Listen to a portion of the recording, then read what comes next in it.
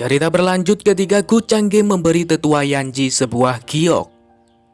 Anggap saja batu giok ini sebagai hadiah karena sudah menjadi pengikutku. Tetua Yanji yang mendengar itu pun sempat tak percaya kalau Gu Changge akan memberikan benda berharga seperti itu kepadanya. Bagaimana bisa hati nuraniku tahan saat melihatmu tersiksa karena cincin payah itu? Dan tiba-tiba Ye Chen menyela mereka. Sembari mengeluarkan kunci rahasia, dia pun berteriak, "Gu Changge, aku akan membunuhmu." Bersamaan dengan teriakan tersebut, sebuah cahaya muncul di sekitar Ye Chen, diiringi dengan tulisan kuno yang mendekat ke arahnya. Gu Changge yang melihat itu pun menyuruh tetua Yanji supaya beristirahat di dalam giok pemberiannya. Ye Chen memiliki kunci yang mampu mengontrol perangkap dan arai di alam tersembunyi. "Tuan muda, tolong berhati-hatilah," kata tetua Yanji yang memperingati Gu Changge lalu masuk ke dalam giok. Di sisi lain, Ye Chen berhasil mengaktifkan perangkap yang berwujud roh petarung. Dia pun bahkan mampu mengendalikan perangkap itu sesuka hatinya. "Pergilah ke neraka," teriak Ye Chen sambil berlari menuju Gu Changge.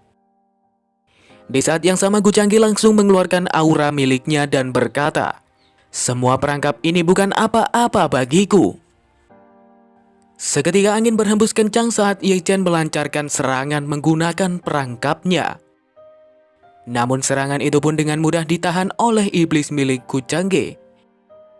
Di saat itulah Ye Chen menyadari kalau senjata milik Supreme Master bereaksi dengan kekuatan Gu Changge. Apa-apaan itu? Bagaimana bisa senjatanya beresonansi? Mendengar itu, Gu Changge berkata, "Kenapa aku harus menjelaskannya pada orang yang akan mati?" Iblis milik Gu Changge pun langsung menarik lengan roh petarung Ye Chen. Melihatnya akan menyerang, Ye Chen bergegas menggunakan kunci rahasia. Dengan cepat roh petarung miliknya mengumpulkan energi dan berniat menembakkannya. Gu Changge yang melihat itu pun langsung mengerahkan iblisnya untuk membungkam mulut roh petarung. Di saat yang sama, kunci rahasia yang dipegang Ye Chen tiba-tiba hancur. Lalu terjadilah ledakan besar yang berasal dari roh petarung. Ye Chen yang berada di sekitar roh petarung pun terkena dampak dari ledakan tersebut.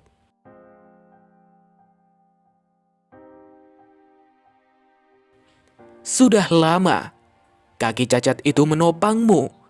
Akhirnya, hari ini aku akan menghabisimu," kata Gu Changge sambil berjalan menuju ke arah Ye Chen.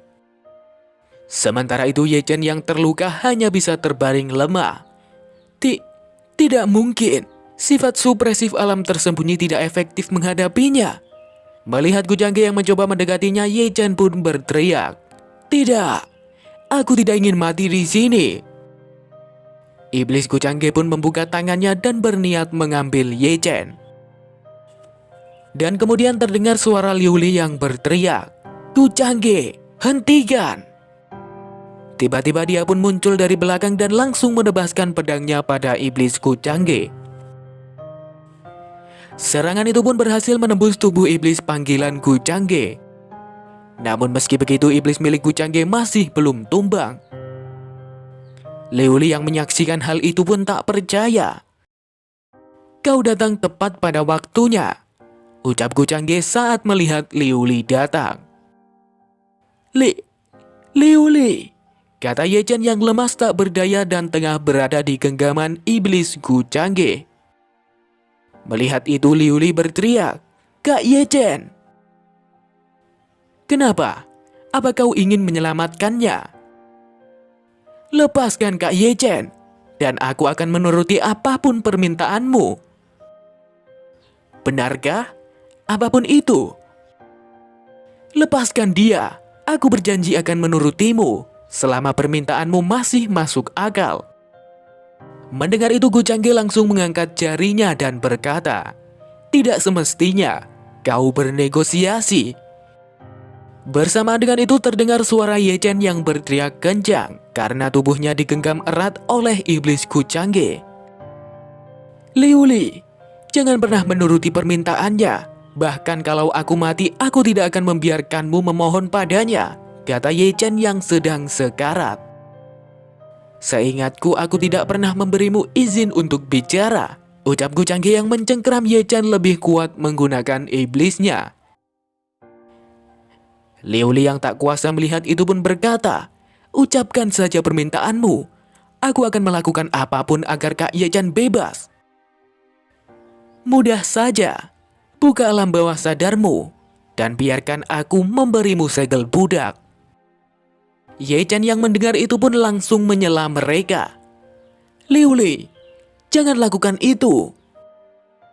Karena kesal pembicaraannya dipotong, Gu Changge bergegas mencengkeram Ye Chen sekali lagi. Cukup, hentikan, akan kulakukan. Sambil memperhatikan Gu Changge, dia pun berpikir, kau mau menjadikanku sebagai budakmu? Sungguh ambisius tapi salah perhitungan. Karena keluargaku memiliki teknik primordial spirit yang mampu menghancurkan segala segel yang didapat. Kau dengan mudah setuju? Sebagai putri kecil dari keluarga Ye yang berasal dari April, kau bersedia menjadi budak hanya karena Ye Chen? Seseorang sepertimu tak perlu mengkhawatirkan hal itu. Aku akan membiarkanmu untuk memberi segel budak. Tapi kamu harus bersumpah pada hati Daois milikmu itu untuk berhenti menyakiti saudara Ye Chen apalagi membunuhnya. Dan kalau kau melanggar sumpahmu, hatimu akan menjadi santapan untuk para iblis. Lalu kau akan jatuh ke bagian neraka paling dalam sembari dibenci seisi dunia. Apa itu saja sumpah paling kejam yang bisa kau buat? Aku bersumpah, kalau melanggarnya hatiku akan menjadi santapan para iblis dan aku akan jatuh ke neraka yang paling dalam. Liu Li yang mendengar itu pun berpikir, kenapa dia dengan mudahnya setuju? Dan tiba-tiba Gu Changge pun mendekat dan berkata, aku sudah menuruti perkataanmu. Sekarang waktumu untuk menuruti permintaanku. Liu Li yang mendengar itu pun masih ragu untuk melakukannya. Saat ini masih belum terlambat untuk berubah pikiran. Hentikan omong kosongmu. Lakukan saja sekarang kalau memang ingin melakukannya. Teriak Liu Li yang sudah yakin dan membuka alam bawah sadarnya saat melihat kondisi Ye Chen yang semakin memburuk. Kalau begitu biarkan aku memulainya, ucap Gu Changge sambil menyentuh dahi Liu Li. Liu Li yang mengalami itu pun terdiam tak sadarkan diri. Dari situlah Gu Changge mulai menghapus ingatan tentang Ye Chen dan mengganti ingatan tersebut dengan dirinya. Setelah proses tersebut selesai, Liu Li pun tersadar dan bertanya, apa yang sudah kamu perbuat? Hanya melakukan sesuatu yang seharusnya kulakukan sejak dulu.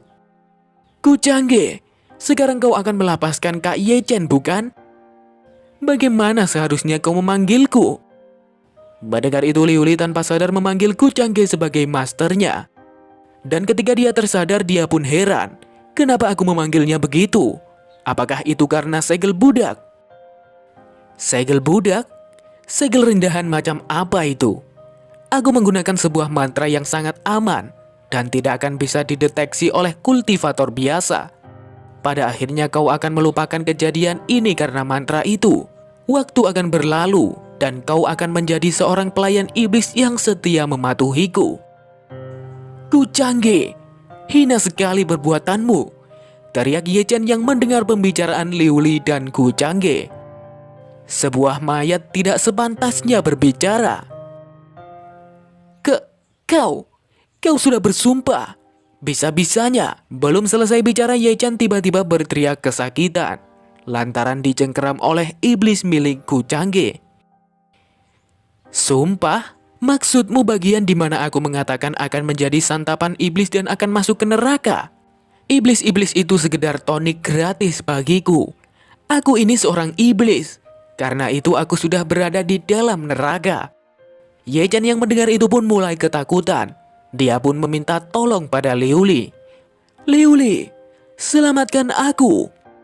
Di saat itulah sistem muncul memberitahu pemilik keberuntungan telah kehilangan seluruh poin keberuntungan miliknya. Perintah kill drop diaktifkan. Bersamaan dengan hal itu, iblis milik Gu Changge langsung meremukkan tubuh Ye Chen. Liu Li yang menyaksikan itu pun hanya bisa berkata dalam hatinya, Kenapa aku tidak bisa merasa sedih? Dan kenapa aku tidak bisa membenci Gu Changge? Dan kemudian sistem pun muncul lagi. Pemilik keberuntungan Ye Chen telah terbunuh. Anda mendapatkan peti Heavenly Reward bersama dengan 200 poin keberuntungan dan 1000 poin takdir. Gu Changge yang melihat itu pun langsung menggunakan item pengganda yang dia dapatkan sebelumnya dan lanjut membuka peti hadiah miliknya. Karena efek item tersebut, dia pun mendapatkan 1000 poin keberuntungan dan 5000 poin takdir. Dia juga mendapatkan satu pecahan worksheet dan satu hollow essence. Menurut apa yang kuterima saat membunuh Lin Tian, hadiah kali ini pasti ada hubungannya dengan pemilik keberuntungan. Jadi apakah mungkin Ye Chen memiliki sesuatu yang unik dalam bloodline-nya? Sungguh kejutan yang menyenangkan. Ini sempurna. Dengan ini aku bisa meningkatkan diriku supaya bisa mengambil Demonic Halberd. Pikir Gu Changge sembari mengambil Hollow Essence lalu memurnikannya. Jadi ini kekuatan Void. Ada mantra menyerang dan melindungi diri. Sungguh hebat. Dan tiba-tiba Ye Liuli berteriak memanggilnya, Gu Changge. Mendengar itu Gu Changge pun berkata, barusan kau bilang apa? Master. Jadilah anak baik dan tetaplah berada di situ, ucapnya sambil memandangi kursi tahta Supreme Master. Kemudian dia pun berniat mendekat ke sana. Namun karena ada tubuh Ye Chen yang menghalangi, dia pun langsung menyingkirkannya tanpa banyak bicara. Sekarang saatnya melakukan bisnis sungguhan. Karena senjata itu mampu menembus tubuh Supreme dengan mudah, setidaknya senjata itu pasti berada di tingkat Supreme. Sepertinya akan butuh sedikit usaha untuk mendapatkannya. Tunggu, masih ada sisa jiwa dalam dirinya? Jadi beginikah warisan itu ditinggalkan? Jika ini adalah plot biasa, sang protagonis pasti akan mengatasi semua rintangan dan mendapatkan yang diinginkannya. Kemudian mewarisi peninggalan tersebut, mengalahkan kejahatan, memperkuat segel Demonic Halberd, dan pada akhirnya dia akan menyingkirkan Demonic Aura sebelum menggunakannya. Tapi sekarang, aku tidak hanya mencuri sesuatu milik putra keberuntungan, aku juga bahkan menyingkirkan putra keberuntungan itu sendiri. Aku harus menghancurkan segel yang terpasang jika ingin menarik Demonic Halberd keluar. Tapi kalau aku menghancurkan peninggalannya, sisa jiwa itu pasti tidak akan melepaskanku dengan mudah. Lalu sisa jiwa Supreme Master berkata, kemarilah dan dapatkan peninggalanku. Sambil berjalan mendekat, Gu Changge pun berpikir, tapi tak masalah. Aku punya jimat Array Destroying. Kalau keadaannya menjadi buruk, aku akan membuka portal lalu keluar dari sini. Baik senior, ucapnya yang merespon perkataan Supreme Master. Dan kemudian Supreme Master mengangkat tangannya, lalu menunjuk kepala Gu Changge dengan tujuan untuk memeriksa apakah dia punya niat jahat atau tidak. Aku merasakan keburukan dalam hatimu. Kau orang yang jahat. Aku berjalan di jalan kebenaran. Aku tidak akan menyerahkan peninggalanku padamu, teriak Supreme Master sambil menyerang setelah memeriksa Gu Changge. Gu Changge yang melihat itu pun langsung mengeluarkan barrier dan mundur.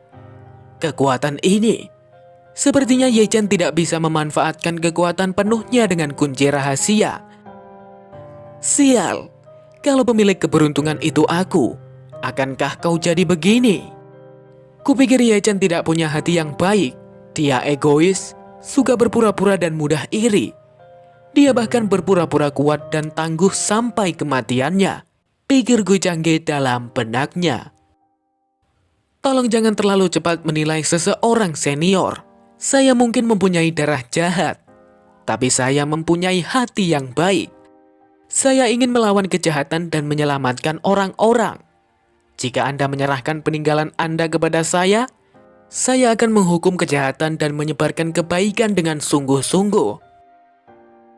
Aku sudah berkultivasi selama ribuan tahun. Kau pikir aku tidak tahu apa yang kau rencanakan? Dasar tak tahu malu. Kau licik dan mencoba untuk membodohiku. Harusnya kau mati saja. Kau pikir aku peduli dengan peninggalan kecilmu? Kalau bukan karena Halberd, aku tak akan menyia-nyiakan waktuku di sini. Seorang mayat harusnya diam saja berbaring dalam petinya. Mendengar itu jiwa Supreme Master marah dan melancarkan serangan lagi. Matilah kau bocah!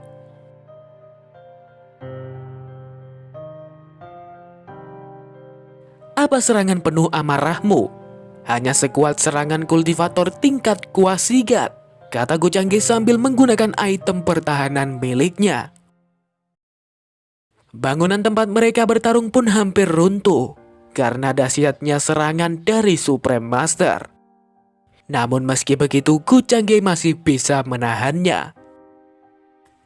Sayang sekali, sebagai seorang tuan dari tempat ini seharusnya kau dapat melewati semua batasan.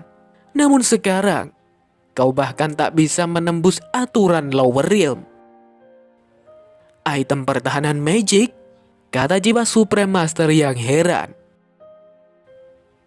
Ini adalah penghinaan untuk Demonic Halberd karena sudah lama berada di sini.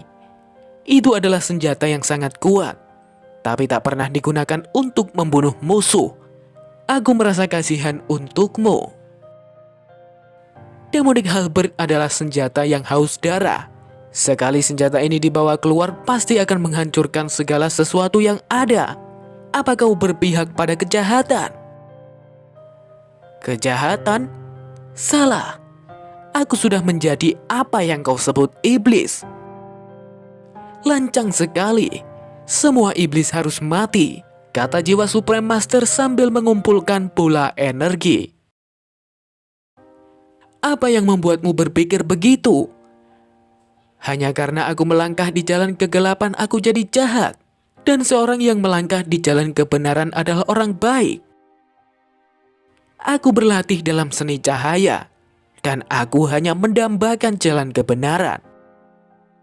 Kau menjadi orang yang melangkah ke jalan kebenaran, tapi kenapa kau memasang banyak jebakan di tempat peristirahatanmu? Kau menarik perhatian para kultivator ke sini, tapi kau juga berusaha membunuh mereka. Kau mengabaikan hidupmu untuk keinginan egoismu. Inikah yang kau sebut cahaya dan kebenaran? Dasar serangga, sejak dahulu kala semua itu tentang bertahan hidup. Hanya yang terkuatlah yang layak menerima peninggalanku. Jadi artinya tidak akan ada yang terjadi kalau aku menarik Demonic Halberd-nya, kan? Itu cuma item demonik untukmu. Tapi itu menjadi kesempatan untukku. Di samping itu orang yang kau pilih sudah kubunuh. Seperti yang kau bilang, semakin tinggi resikonya semakin besar keuntungannya, kan? Dasar manusia hina, teriak Supreme Master sambil menyerang Gocangge.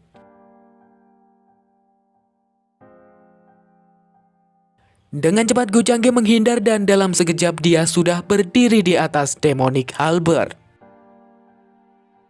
Supreme Master yang melihat itu pun terkejut. Demonic Halberd akan melihat matahari sebentar lagi, kata Gocangge sambil tersenyum kecil.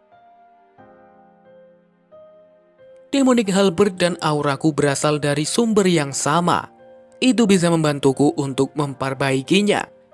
Buka segel. Tidak! Teriak Supreme Master saat melihat segel senjata itu terbuka. Aura demonik pun menyebar ke seluruh penjuru kota. Orang-orang yang merasakan itu pun ketakutan dan berniat untuk lari. Namun malang nasib mereka. Mereka harus mati mengenaskan karena sudah terlambat. Kembali ke Gocangge di mana dia berhasil menarik Demonic Halberd. Senjata demonik tingkat supreme memang hebat. Aku hanya membuka segelnya dan langsung terjadi kekacauan seperti ini. Dasar bodoh. Jangan pikir kau bisa membawanya keluar dari sini. Terlambat, kata Gocangge sambil mengayunkan Demonic Halberd. Seketika ruangan tempat mereka berada terbelah.